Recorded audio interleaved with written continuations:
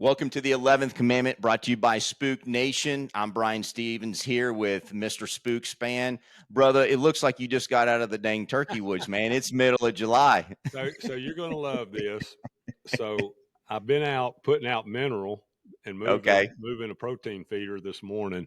I had a tank top on, and I come home, and my wife and my granddaughter are asleep in the bedroom, and I didn't want to go in there and wake them up to get a shirt. So I went in my hunting closet. I thought I had a trees and camo shirt in there. I didn't. So I just got their leafy top and put it on because it's basically just mesh with the leafy part on it. So Listen, you it's do what not you got to hot. do, man. You do not wake your wife and that grandbaby I up. You'd know, be in right? trouble. We would have just had to postpone the podcast Uh, before I go in there and wake them up. 100%, 100%. Well, today we're going to be, I mentioned it's middle of July. We're getting there, and it's prime time mineral protein. And I know that's a huge focus for you. And you just mentioned you were out moving mineral blocks, and I know you're planting all that. So let's jump into that topic right now. And let's first talk about when you start focusing on the protein, the mineral, and then when do you maybe transition into other food sources and move through that whole cycle of this Yeah. time of year is that focus on antler growth? Well, I think it's critical if you can to start feeding protein when everybody else stops feeding, and that's at the end of hunting season. I think Yep. that being able to feed your deer in January, February, March is important, getting them through that time of the year when they've had the least amount of things in the woods to eat or in the fields. And then it prepares them and gets them ready for horn growth, and then feeding mineral and protein during the horn growth process is critical, I think, to antler growth and health overall for the does and their fawns and milk production and just overall body weights, coming into the hunting season, which is, gets into the more stressful time for the bucks coming into the rut. And so I started off feeding Buck Muffins early in the year after season closed. I've had tremendous response. I mean, my deer are eating them so fast. It's amazing. My Buck Muffins are lasting about anywhere from 6 to 8, 10 weeks right now. And that's a 200-pound block.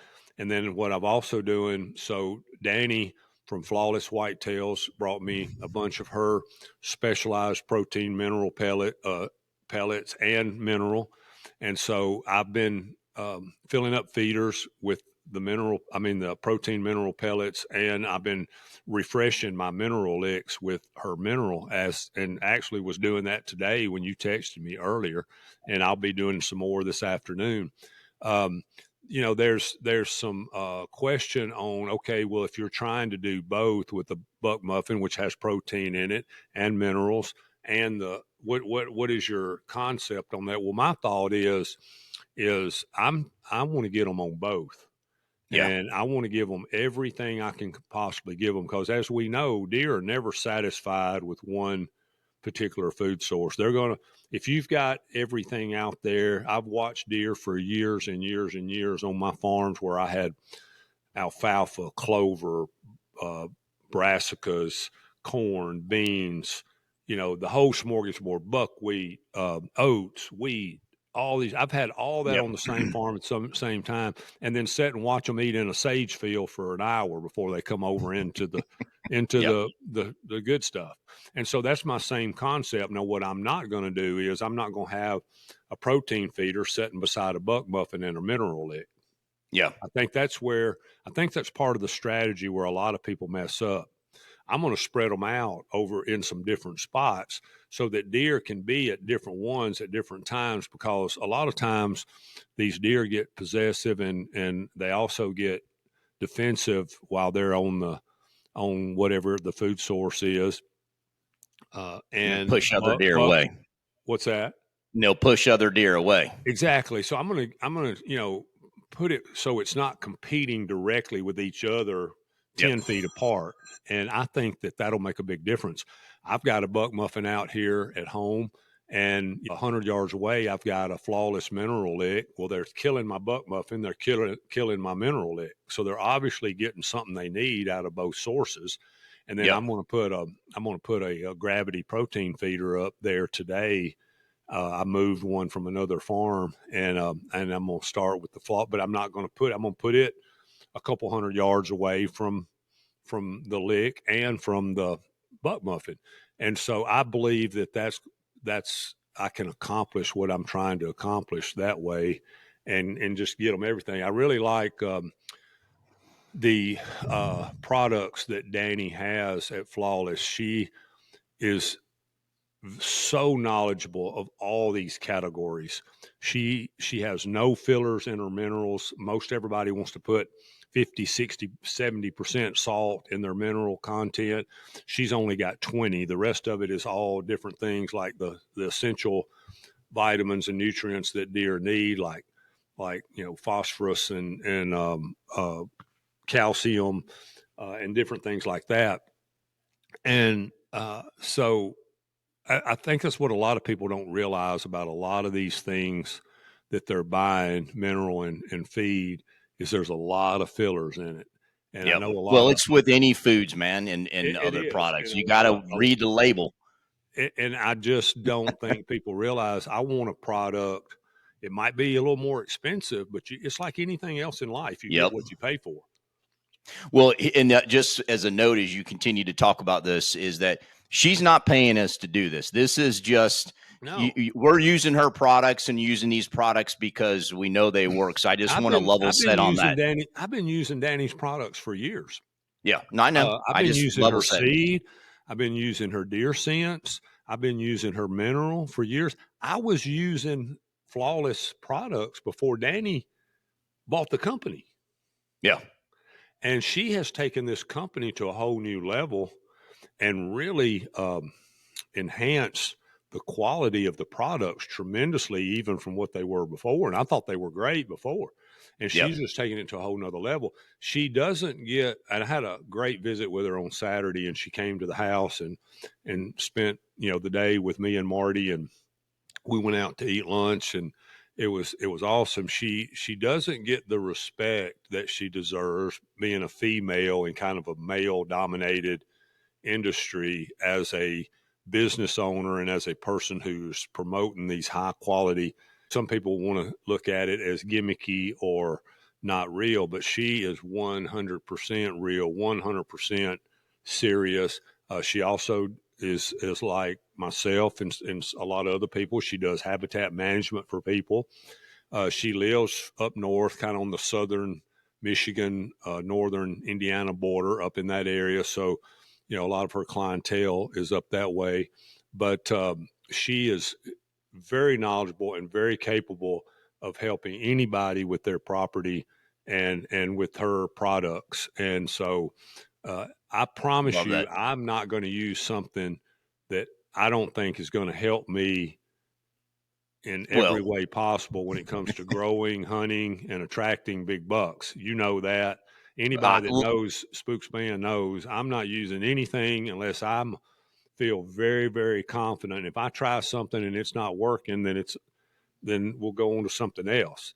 And well, look, man, your results speak for themselves in the sense of there's a reason why you've got so many 200-inch deer on the wall and big bucks, is that age and genetics are part of it, but it's the right nutrition, and it's that part of helping these deer reach their potential. And you've talked about it for years, and that if it's not the highest quality to help that deer reach its max potential, you like you said, you're not going to use it. exactly. And I've been doing this for a long, long time. And the spots that I have been fortunate enough to be doing this kind of stuff for 40 plus years, that's where you really notice the results. And not that many people are going to have a place they can hunt for 40 plus years, but I believe that if you can raise up a button buck fawn on quality food plots and mineral and supplements, that you can maximize his potential in the wild by providing those. And also it's going to make your property, as part of the management process that I would coach people on, is that's part of what's going to make your property more appealing to the deer and hopefully get more visits from the deer and more visits from a bigger buck is if the more food and supplementation you can do on your property, the better, more attracting it's going to be to the deer and other animals too, not just deer, No, for but sure. Yeah. turkeys and everything else. But, obviously we're spending most of our time talking about deer and quality and big bucks and growing big bucks. And, I get so aggravated. People want to, they want to talk about, well, there's no way you can kill this many big bucks, blah, blah, blah, blah, blah, blah. But yet when you tell them I'd give them all the things that I do, nobody's doing it. Yeah. Well, it's too this, it's too that, it's too expensive, it's whatever. Well, okay, I understand, but don't talk Don't say it about can't be done. somebody's success and say it can't be done Yeah. when you're not willing to implement the things it takes to make it happen. And those are some of the things. I mean, another thing I do, I've mentioned this from time to time, is, and I'm a firm believer in, and that's antler grow, spraying it on my green plot sources, my clover, alfalfa, brassicas, browse, everything. I mean, I'm telling you, it makes a huge difference. It's a liquid fertilizer. It enhances the growth, the palatability, the quality of the plant, which it's going to cause them to eat more of it.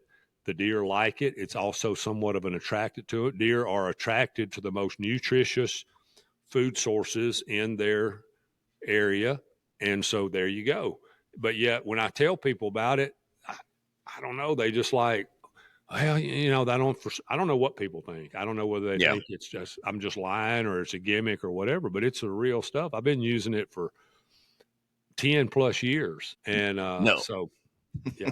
Well, here's one thing I would just suggest, and look, that's the purpose of this podcast, is to get a lot of information to people. But if they want a deeper dive, and you said something a minute ago that I think is really important, where if people want to reach out to you and do a deeper dive on their property and have you help them, is literally take that 3 to 5 year plan. And what you just said is that if you can grow a buck from a button buck to maturity at 5.5, 6, at the end of the day, most people have a finite amount of money within their property, and we get caught up in corning and all of these things. But it's like, if you had X amount of money per year that if you wrote it all down, you'd be surprised at how much we all spend. Exactly. But then you said, if you had this amount of money, this is what I might suggest from a supplement, mineral, feeding, those things to do year 1, 2, 3, 4, and 5. So by year 4, 5, and 6, with the money you've spent, you have the best chance to maximize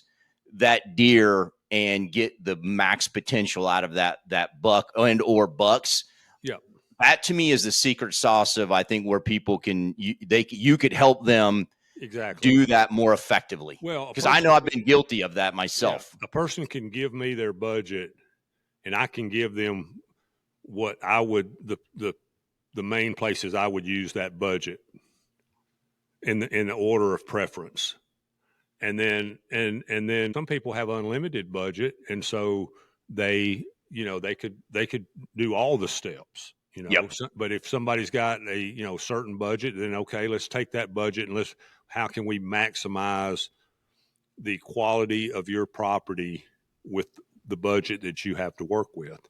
And then each year you can tap into that. What takes it to a whole nother level is when you've got a doe and a buck that have been eating high quality supplements, mineral food plots, all the different things, browse, all the different things incorporated into the habitat management.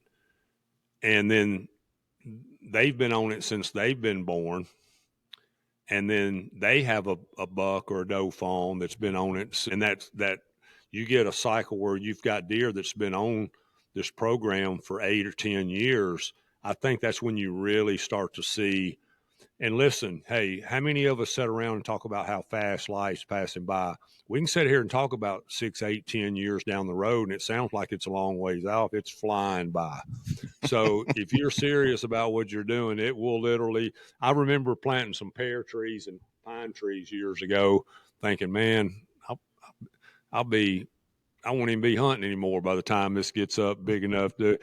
But I got pears and Yep. 25-foot pines now, so Yeah. it goes Absolutely. by like that. Well, and another thing you just said, and we often get caught up in the bucks and giving everything to these bucks, but it's these does and fawns too that are going to benefit having Exactly.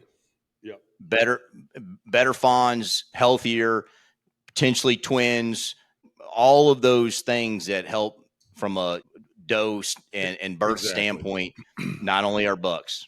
Exactly. And so, with all that being said, I mean, I try to stay on top of this according to where I'm at and what the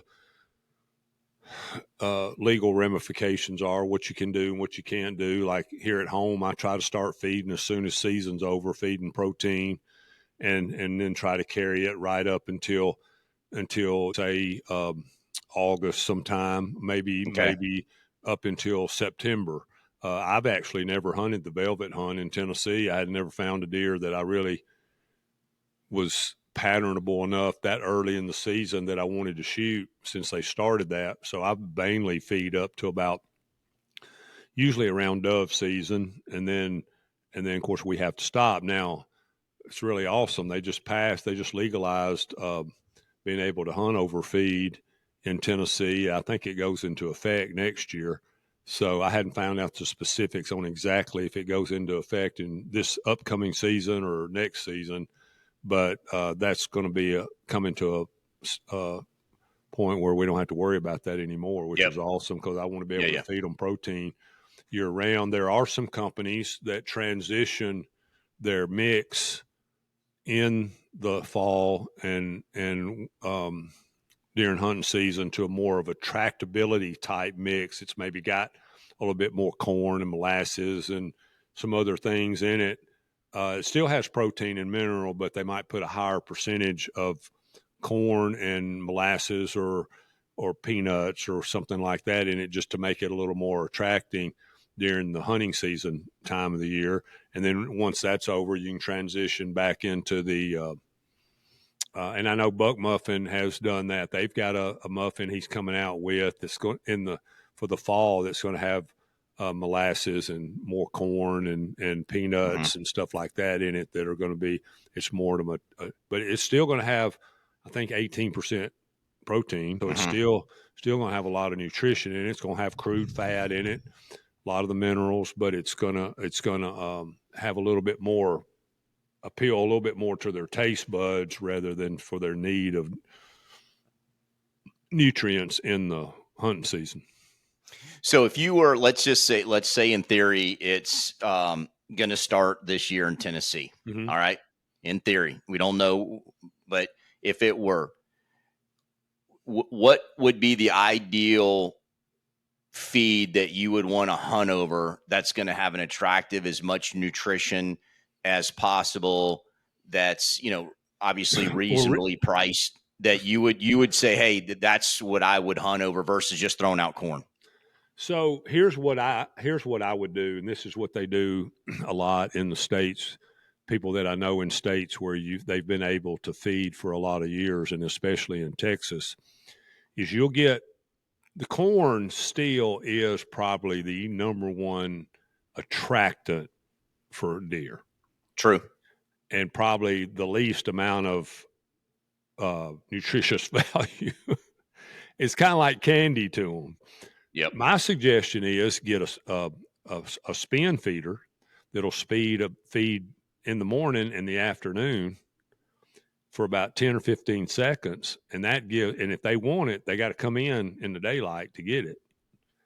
And that gives them, there's your dessert. And then you keep a protein source out there in a feeder year round. Okay. And that protein source would be something like a buck muffin or a flawless whitetail pellet, protein pellet, and so that they can get the protein anytime they want it, need it, which what a deer's going to do anyways. They're going to eat mostly what they need. And then the corn is a short order dessert type thing that they only get for 2 times a day for a very short period of time. And it conditions your deer to be able to see them more in the You can daylight. pattern them. Yeah. So Yeah. And I let mean, me throw a wrench in it that. makes it more entertaining. You get your pictures, you can decide. And there's a lot of people that's going to hear this and go, oh, well, that's not hunting. That's not hunting. Well, okay. Then if you don't like it, you don't hunt that way. Don't hunt over it. And here's another thing. Who says you have to hunt over it? Yeah. Okay. Get a half a mile away and try to kill them, in a different manner. Yep. But as we know, most of the people that are being very successful all over North America, I don't care if it's in Canada, the Midwest, Texas, Mexico, everybody is feeding somehow, some way.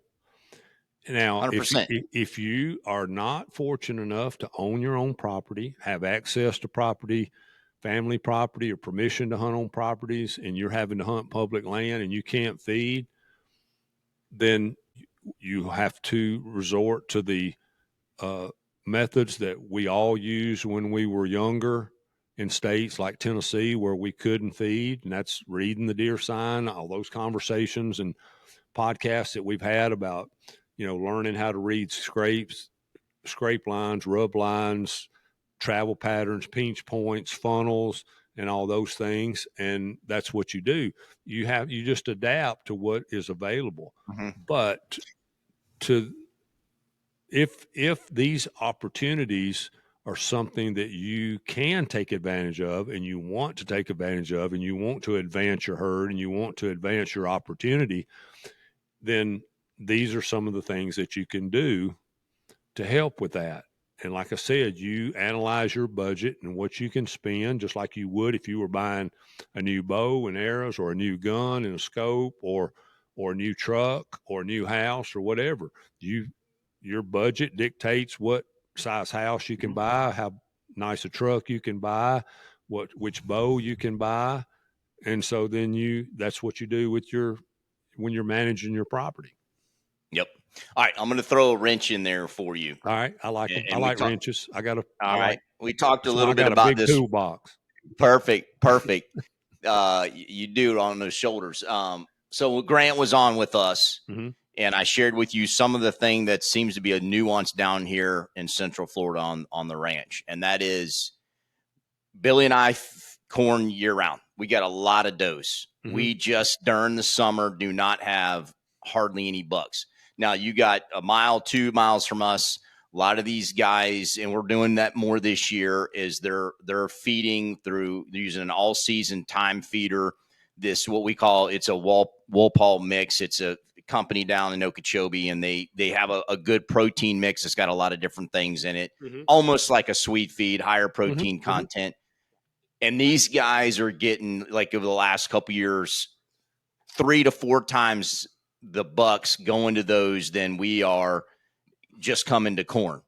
And that is during the hunting season. They're not feeding this during the summer for antler growth. They're feeding this as a way to hunt over.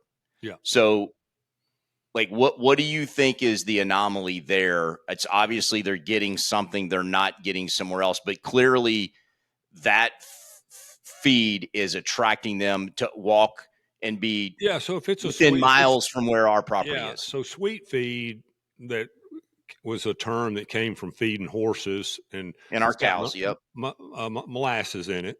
And Yep. so deer like molasses. My guess is that's the attractability part of it, is the molasses. And I mean, I know when I was hunting that big buck up in northern Ohio years ago, I bought some of those compressed green alfalfa bales from Tractor Supply that were wrapped in plastic, and put them out, and I poured liquid molasses on top of it. And that buck, when he came in, most of the time, that's what I had. I had everything out there too, dude. Oh, I know you You did. write down a list, and I had it. It was comical. I did a video of it, and I had. Now they did eat corn with come here deer on it, corn coat. Mm-hmm. I had everything else, and I won't mention the other products, but you name it, I promise you, is out there. Everything. There, all the commercial products. I had them in display. The two things they ate were the alfalfa with the molasses on it and the corn with the corn coat on it. Now, would they have eat the corn without the corn coat on it? Probably. Yep. But I think that just made it better. But one of the things that big buck did come in and eat several times was those alfalfa bales with that molasses on it. So the feed that they're mixing down there, more than likely, that's probably what's got in it. That's so. I mean, if that's what they're doing, Oh, we're doing it. I mean, it's not yeah, rocket then science. I mean, I just, you should just use the same thing. oh, we're going Of to course, it. I think that there's some good things to experiment with. I think the Buck Muffins would be awesome down there to Yep. experiment with. The only thing about you'd have to be careful. Well, once you get the deer eating it, it's not going to matter. I was going to say you guys have a lot of humidity and a lot of rain down there, but and so the Buck Muffin is going to deteriorate a little bit faster. But once the deer are on them, it doesn't matter. Yeah. They're Okay. going to eat them so fast it's not going to matter. But and then we're going to try these flawless protein pellets, and then putting Some this of her mineral.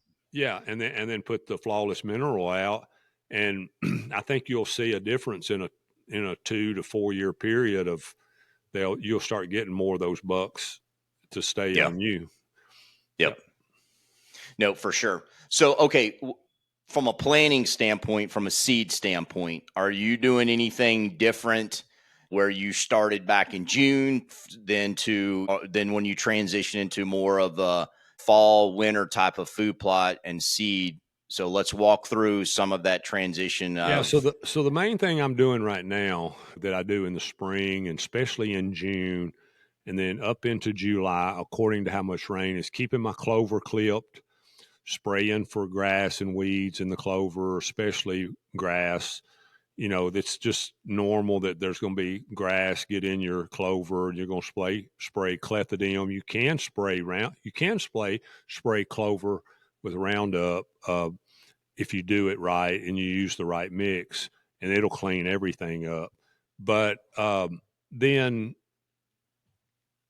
coming into July, normally about right now is when we'll start drying up. We'll start steadily get less rain, and as we get into August, less rain, and then a lot of times September can be one of the driest months of the year, which is kind of crappy because that's when you want to have your food plots and new food plot seeds in the ground, and that's tough if you're not getting enough rain to germinate it and keep it yep, growing. In Tennessee, the yep. further north you go, the easier it is.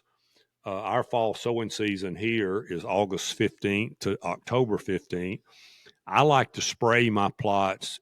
Anything that I'm going to plant new this fall, I like to spray them in sometime in July and kill everything. Maybe if we get a rain, run in there and hit it with the disc or the ferminator tiller, work it up, just get it loosened up. It's probably going to grow up some more grass and weeds again before you're ready to plant. Go in there and spray it a second time, kill everything off, get it ready, get it ready. And then what I like to do is if we're having if it looks like we're in a pattern where we're having really dry weather, which doesn't look that way right now at all because we're getting a ton of rain. We got 2 Yep. inches in an Yeah, we're hour crushed down yesterday. here. Yeah. So it doesn't look like that pattern right now, but let's just say that in later July and in August, we get in a pattern where we just don't get any rain for 6 8 weeks. Then I'm just going to wait until probably in the latter part of August, and I see a front coming that looks like we're going to get an inch or two. I'll go in there, prepare my seed bed, get it ready, plant it, run over it with the cultipacker, and have it planted, have it ready there in the end of August, 1st of September. Okay. If we run into a dry spell that runs on into September, I'm just going to wait, until we can. A lot of people don't like to plant unless you have a little bit of moisture in the ground. That's okay up to a certain point, but if you wait too late, then you get into a situation where you're not going to have anything green going into hunting season. Mm-hmm. So, if I'm up to the end of mid to late September and I catch any kind of decent rain coming through, I'm gonna run in there in front of it and plant it regardless.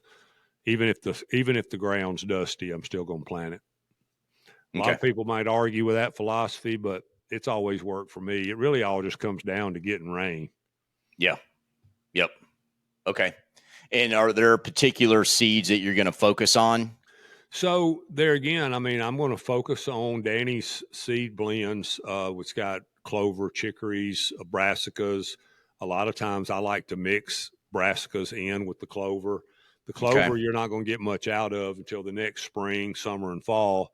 So I like to put the brassicas in there for the wintertime plot. A lot of times I'll mix some wheat, maybe some oats in there with it. I'm not a big fan of rye. A lot of people plant ryegrass and stuff. It's hard to plant rye in a way when it's competing with other stuff. It has a tendency to want to take over the other things that you plant. And so Yeah. I'm not a big fan of rye, but that's just me personally. I'd rather use wheat or oats. Now, the good thing about wheat is it grows so easy and so fast. You could go in there and just topsoil or drill wheat in first week or two of October. And when it gets up about like this, deer just love it. Mm-hmm. So it's actually something you could even come back and add later that Yeah. would Yeah. work really well. Sometimes if you plant it early with everything else, it has a tendency to get up a little taller and tougher, and they won't eat it as well. And so you just wait a little while, and you can go in and just topsoil it with a 4-wheeler or hand crank it or drill it with a drill if you have one. And in October, I know a guy that used to go in mid-October and plant his food plot up in nothing but wheat. And we'd have that early muzzleloader hunt the first week of November here in Tennessee. And his wheat would be up just about like this for that season. And he'd kill a big buck in that wheat plot every year with a muzzleloader when it was like this right here. It was Love it. that was a pretty neat little secret. If you've got multiple places that you can plant Yeah. Yeah. and Yeah. save a place just to do that for a particular part of the season, that's a good hunting strategy that I've never heard anybody else implementing in there. I don't Yeah. know. No, I love it. Yeah, it's No, it works. It works. I've done it no. too. It works really good. They like that wheat just like this right here. Okay. Yeah. You'd mentioned the rye. I tell you, the only time that Bill and I have had success with rye is it's a tetraploid rye. So it's for our beef cows. Yeah. Yeah. And so they would plant it for, their cows, and it's a thicker bladed rye, and the deer in Florida loved it. I used to have tremendous success in South Carolina, believe it or not.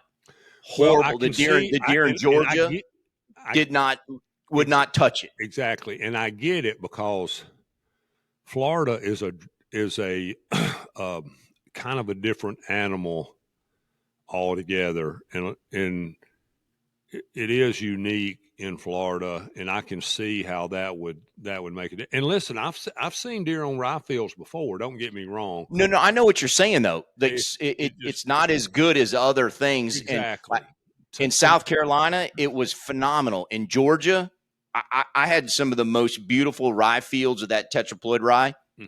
They wanted nothing to do with it. Isn't that crazy? Yeah. Nothing to do with it. But in Florida and South Carolina, I mean, mowed it down. It's crazy. But yeah, I mean, it's not my preferred either. But we did have success, and it was that thicker blade, that tetraploid rye that was more for our beef Yeah. cows. But anyways, Gotcha. as a side note. Yeah, I can see that. So, all right. So you talked about the timing. Obviously, timing it with the front and water is going to be important. And then, I think as we, get into hunting season, we can start talking about the strategy of hunting those food plots, that time of year. So let's just say, Spook, the feeding is legal this season. Mm-hmm. Let's just say you've got a buck that all of a sudden starts to be a little bit pardonable. You're going to hunt that early part. So let's say you've got food plot, you've got mineral, that you could hunt over, the buck Mm-hmm. muffin. You've got feeders with feed that you can put in there. So talk to me about how would you approach hunting that early season if, again, you are able to hunt over feed legally, Mm-hmm. and two, you've got a deer that's starting to show in a little bit of a pattern. So a lot What are of you going to do this, this year? yeah. So a lot of this is going to be a lot of your decision making is going to be completely based on, are you in an area that has a lot of acorns? Is there a big acorn crop? And when do the acorns start falling? Okay. So let's assume we're early season. Regardless of whether you have acorns or not, they're not falling yet. So hopefully you've got deer patterned on a food plot, soybean field, alfalfa field, something like that. And you want to get and say that you want to get them into bow range. I think that at that point in season, what I like to do is create a competitive atmosphere for a little bit of corn. I'm going to take a gallon bucket of corn and I'm going to mix corn coat in with it. Okay. And I'm going to go put that gallon bucket of corn out right there where I'm going to hunt. Okay. This is if you're in a place that you can feed either daily or every couple of days or every 3 or 4 days. And you're not going to do it through a spin feeder. You're going to do it by what you're talking. You can. Okay. If you could do it that way.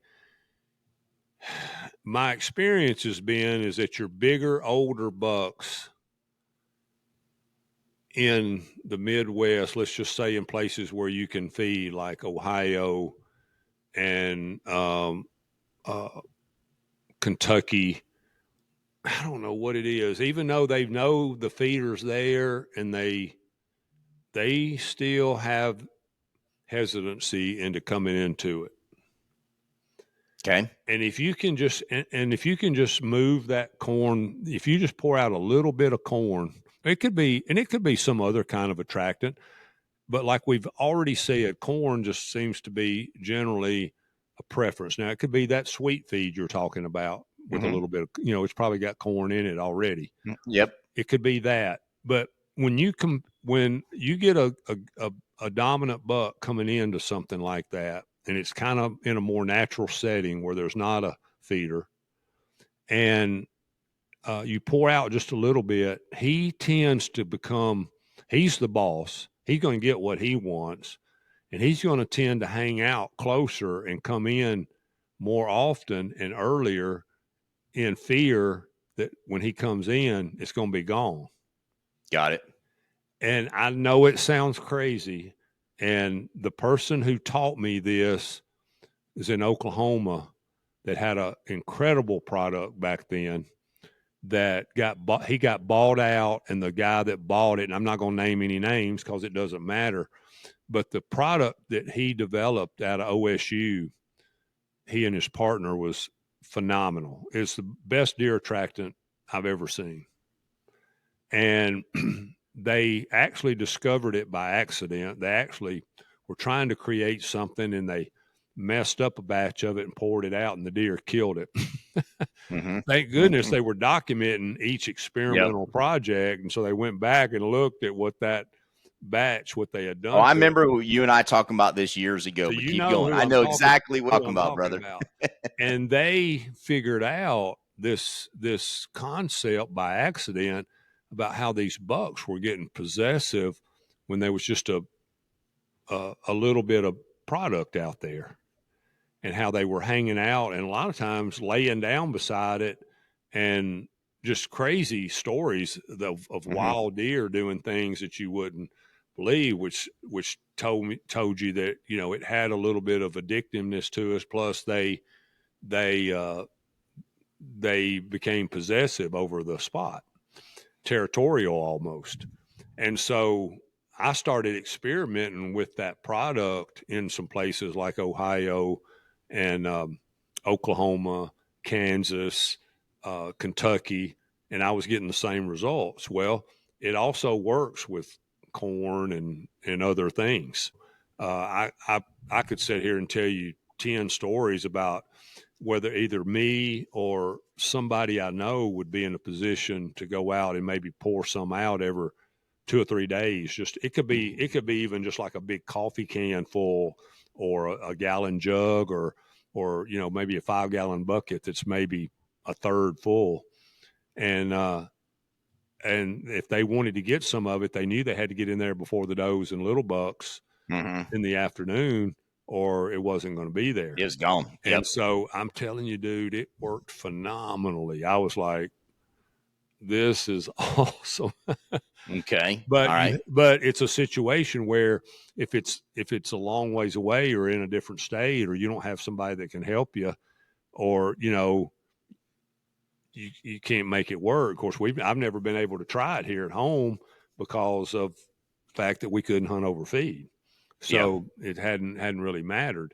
But in the But state, now that's going to change and you will be using it. oh yeah, yeah. So we'll use that tactic, and I may mix. I may, you know, I like to experiment and play with things. So I may mix I may put a gallon of flawless whitetail protein in with a gallon of corn and use that as my attractant, so that they've always smelling that Mm-hmm. protein and tasted it. And so then when you transition into straight protein after season, it won't matter.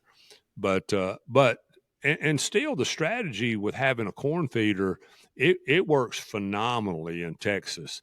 The people that have conditioned their deer herd to come to a corn feeder in the morning and evening when it goes off, they'll start coming out of the bush 10-15 minutes before it goes off and start Oh, we walking see that towards it. down here. Yeah, and I mean, and there's a person in Kentucky that I know that did that for years, and the deer just were so conditioned to it; it was incredible.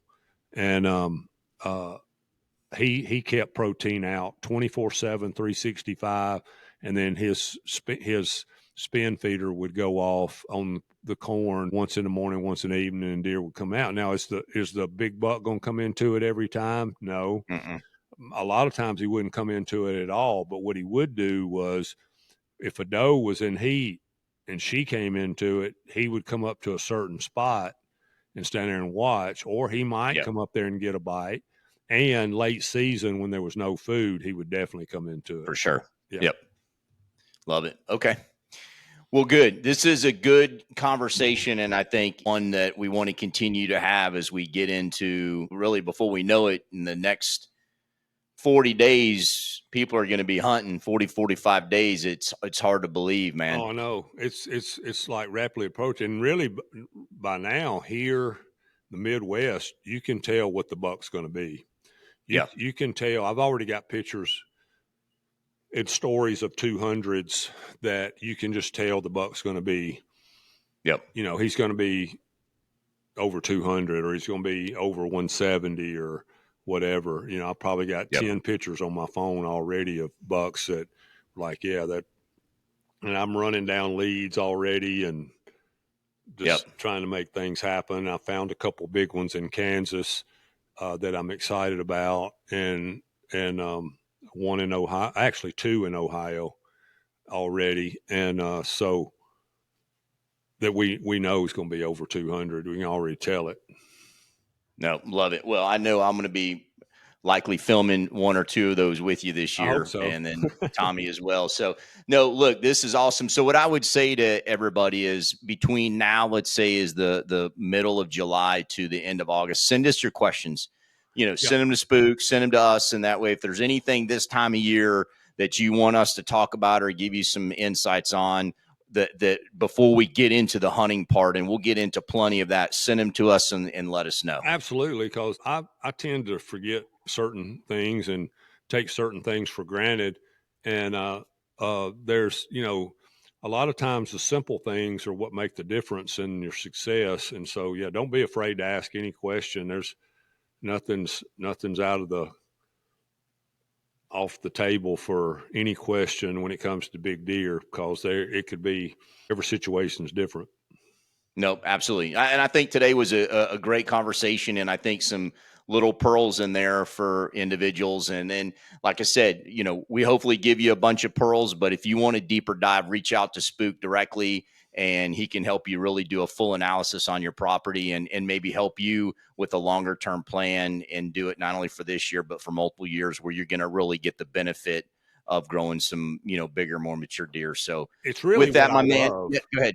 Yeah. Well, it's just really what I love. I love the strategy, I mean, there's very few things more gratifying outside of your family and the things that have to do with your family, and all, obviously godly things and family things. I'm excluding that. But if you're a hunter and you go out and you work the land and you grow, you plant a seed, Mother Nature blesses you with the rain, you watch it grow, you got your cameras out and you get deer and turkeys on your what crop that you planted, and you go to the trouble for the feeding and the whatever it is you're using, whether it's Buck Muffin or proteins or whatever, and Antler grow and all the different things, and then you get to see and experience the deer coming into it and a big buck coming into it. I mean, it's just so gratifying, and you just get such a sense of appreciation for it No question. to be able to do it. And I love helping people with that kind of thing. And I love getting the phone calls like with Mike Logan, whom we had on Yep. here a couple, 2 or 3 weeks ago. He would call me and he'd go, man, he would be so excited. And he's like, man, you was right. It's like, it's really not that hard when you get it all going. I was like, Yep. yeah, I know, Yep. dude. It's just like, but I don't know. Some reason people want to try to figure it out themselves, and I get that they want to learn for themselves. But I can save them a lot of money, time, and heartache if they'll if they want, if they want me Amen to to. that. Amen to that, brother.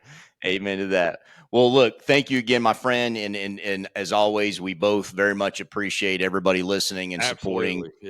Yeah. the podcast and everything that we're doing. And we've got a lot coming. So be patient with us. We are excited about taking this to the next level. So you guys enjoy, and Spook. We'll talk to you soon, my friend. Hey, thank you. Yeah, thanks everybody. I'm getting a big response on social media, people who are watching and listening, and I really, really appreciate it. It's so awesome hearing your positive comments, and we love it, and we're going to try to just advance. Brian and I, especially Brian, are learning more and more about how to do certain things and get it out there more. And so we actually had a 30-minute conversation about it before we got on today. So we're working real hard. I've got people asking for videos and hunts of the different ones we're talking about, and we're working on trying to get those edited and get them on YouTube. So we're going to it's going to get better and better and better. Just bear with us. That's right. That's right. We're old, Amen. so we're a little bit technically challenged, me much more so than Brian. Brian's way better than I am, but we still struggle. These Yep. technologies advancing and changing so often. We got to get a kid in here to help us. That's right. We're on the verge of that. So Yeah, yes, sir. yeah. All right, my man. Thank Be you. good, brother. And thank you, everybody. Take See care. you. See you.